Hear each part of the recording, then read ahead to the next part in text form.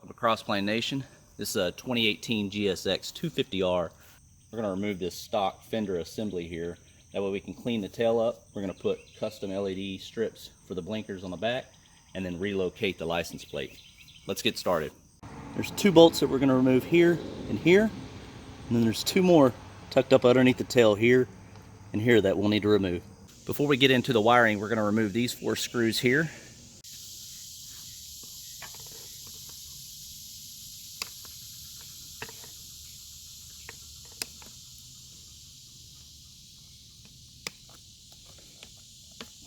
All I've done here is cut back the protective piece that covers the wires, and then I'm going to take some black tape.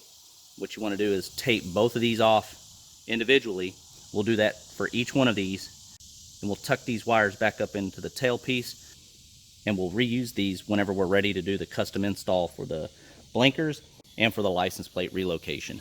Before you get carried away, make sure that you tape these two together here so you know that these are your blinkers, and that the longer one is the license plate illumination light.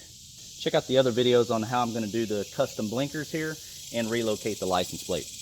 Thanks for watching.